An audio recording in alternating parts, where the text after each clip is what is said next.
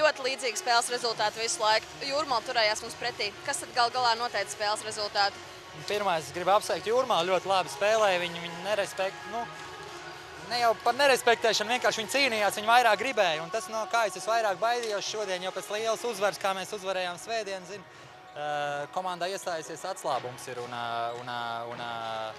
nebijām nokoncentrējušies jau no paša spēles sākuma. Beigās varbūt uz raksturu, bet mums jāsaprot to, ka pret mums visi cīnīsies ar 110% atdevu, viņi grib uzvarēt, lai arī kāds sastāvs tur vienalga.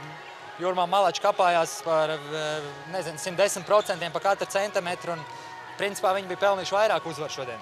Un pēc šīs spēles tieši ko novēroja, pie kā komandai jāpiestrādā visvairāk?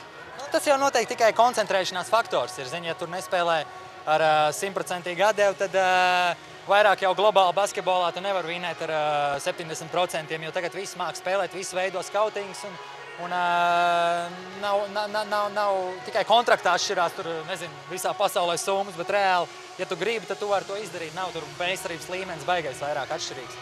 Un arī Mejers un Šēle šodien nerādīja tik rezultatīvu sniegumu kā parasti. Kāpēc tā? Mārtiņam grūti spēlēt, varbūt ne, lai gan Iļins bija, viņam bija, bet arī nebija nokoncentrējies, labi nospēlējis iepriekšējo spēli, bet tāpēc atšķirās labi spēlētāji no baiga labiem, tāpēc, kad tas, ka mēs uzvarējām Himks, tas neko nenozīmē, tā bija vēsture, tagad jādomā par nākotni, kā mēs nospēlēsim tālāk un viss.